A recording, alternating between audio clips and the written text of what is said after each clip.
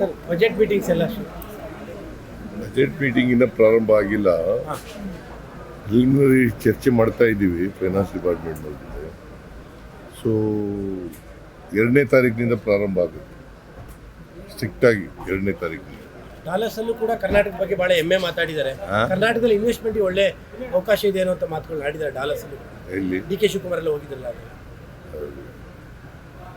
Industries minister DK. Shivakumar ಎಲ್ಲ ಹೋಗಿದ್ದಾರೆ ಲಾವೋಸ್ಗೆ, ನಾನು ಹೋಗಿಲ್ಲ.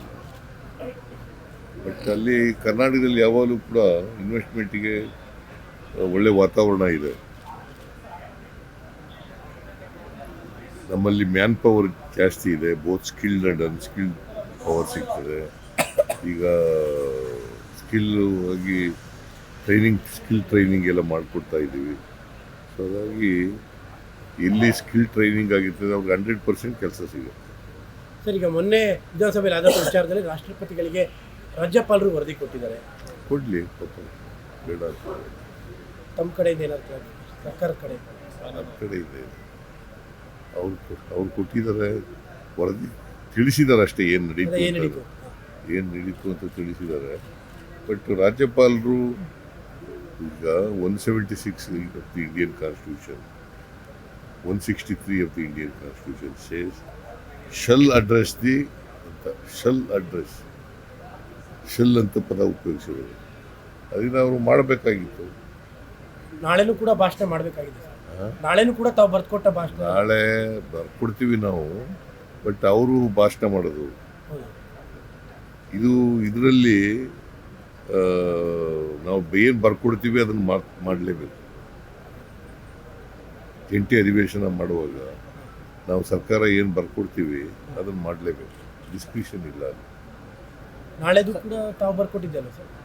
ನಾವು ಬರ್ಕೊಡ್ತೀವಿ, ಬಟ್ ಅವರು ಚೇಂಜ್ ಮಾಡ್ಕೊಳ್ಳೋಕೆ ಸಾಧ್ಯತೆ ಇರ್ತದೆ. ಯಾಕಂದ್ರೆ ಇವತ್ತಿನ ಪರಿಸ್ಥಿತಿ ಚೇಂಜ್ ಮಾಡ್ಕೊಳ್ಳೋ ಸಾಧ್ಯತೆ ಇದೆಯಾ ಗೊತ್ತಿಲ್ಲ. ಗಣರಾಜ್ಯೋತ್ಸವ ಪರೇಡ್ಗೆ ಕರ್ನಾಟಕದ ಸ್ತಬ್ಧ ಚಿತ್ರ ಇಲ್ಲ, ರಾಜ್ಯ ಸರ್ಕಾರ ಪತ್ರವನ್ನು ಮಾಡಬೇಕಿತ್ತು ಅಂತ ಬಿಜೆಪಿ ನಾವು ಕಳಿಸಿದ್ದೀವಿ.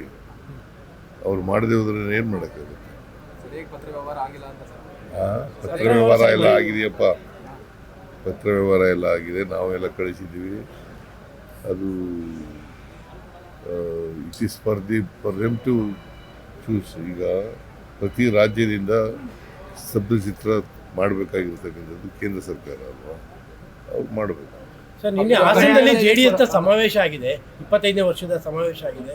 ಅಲ್ಲಿ ರೇವಣ್ಣ ಅವರ ಬಂಧನ ಭಾಳ ದ್ವೇಷದಿಂದ ಮಾಡಿದ್ದು, ನಮಗೆ ಟೈಮ್ ಬರುತ್ತೆ, ನಾವು ತೀರಿಸ್ಕೋತೀವಿ ಅಂತ ಮಾತಾಡಿದ್ದಾರೆ ದೇವೇಗೌಡರು. ನಾವು ಯಾರು ಕಾನೂನು ಪ್ರಕಾರ ಮಾಡಿದ್ದಾರೆ, ನಾವ್ಯಾರು ಕೂಡ ಅದಕ್ಕೆ ಇಂಟರ್ಫಿಯರ್ ಆಗಿಲ್ಲ, ಆಗೋದೂ ಇಲ್ಲ. ಅದೊಂದೇ ಅಲ್ಲ, ರೇವಣ್ಣನ ಕೇಸ್ ಒಂದೇ ಅಲ್ಲ, ಎಲ್ಲ ಕೇಸ್ಗಳಲ್ಲೂ ಕೂಡ ನಾವು ಇಂಟರ್ಫಿಯರ್ ಆಗ. ಕಾಲ ಬಂದ್ರೆ ನಾವು ಉತ್ತರ ಕೊಡ್ತೀವಿ, ಕಾಲ ಬರುತ್ತೆ ನಮಗೂ. ಅಧಿಕಾರಿಗಳಿಗೂ ಗಿಫ್ಟ್ ಕೊಟ್ಟಿದ್ದಾರೆ. ಸುಳ್ಳ್ರಿ, ಅಧಿಕಾರಿಗಳಿಗೆ ಯಾರು ಗಿಫ್ಟ್ ಕೊಡಕ್ಕೆ ಹೋಗ್ತಾರೆ? ಅಲ್ಲ, ಸರ್ಕಾರ ಅಲ್ಲ, ಇಲಾಖೆಯಿಂದ ಬಹುಮಾನ ಘೋಷಣೆ ಆಗಿದೆ, ಅದೇನೋ ಮಾಡಿಲ್ಲ. ಅಲ್ಲ, ಟೈಮ್ ಬರುತ್ತೆ ನಮಗೂ ಕೂಡ ಅಂತ ದೇವೇಗೌಡರು, ನಮಗೂ ಟೈಮ್ ಬರುತ್ತೆ ತೀರಿಸ್ಕೊಳ್ಳಕ್ಕೆ ಅಂತಾರೆ. ಈಗ ಕಾನೂನು ಪ್ರಕಾರ ಮಾಡಿರ್ತಾರೆ, ಅವರು ಕಾನೂನು ಪ್ರಕಾರ ಮಾಡಲಿ. ಅವ್ರ ಕಾಲದಲ್ಲಿ ಅವ್ರಿಗೆ ಅಧಿಕಾರ ಬರಲ್ಲ. ಒಂದು ವೇಳೆ ಬಂದ್ಕಿಂದ್ರೆ ಅಧಿಕಾರ ಅವರು ಐ ಡೋಂಟ್ ನೋ ಯಾವ ಅರ್ಥದಲ್ಲಿ ಹೇಳ್ತಾರೆ ಗೊತ್ತಿಲ್ಲ ನನಗೆ. ಅವ್ರಿಗೆ ಹೆಂಗೆ ಅಧಿಕಾರ ಬರ್ತದೆ?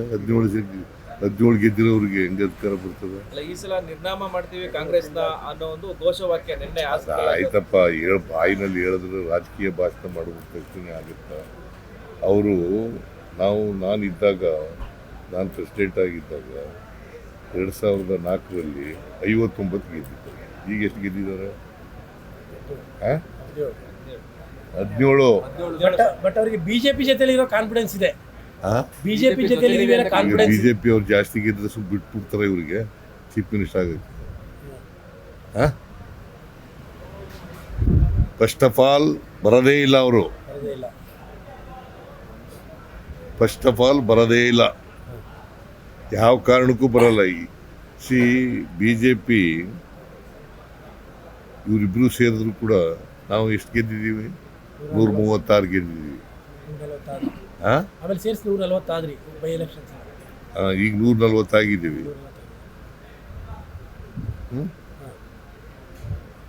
ಹೆಂಗ್ ಗೆಲ್ತಾರೆ? 28ಕ್ಕೂ ನಾವೇ ಅಧಿಕಾರಕ್ಕೆ ಬರೋದು. ಇವ್ರು ಬರಕ್ ಸಾಧ್ಯನೇ ಇಲ್ಲ. ಬಿಜೆಪಿ ಮತ್ತೆ JDS ಅಲಯನ್ಸ್ ಆದ್ರೂ ಬರಕ್ ಸಾಧ್ಯ. 28ಕ್ಕೂ ತಮ್ಮದೇ ನಾಯಕತ್ವನ? ಆ? ಯಾವುದು? 28ಕ್ಕೂ ತಮ್ಮದೇ ನಾಯಕತ್ವನ? High command high command. ಹೈಕಮಾಂಡ್ ತೀರ್ಮಾನ. ಓಕೆ.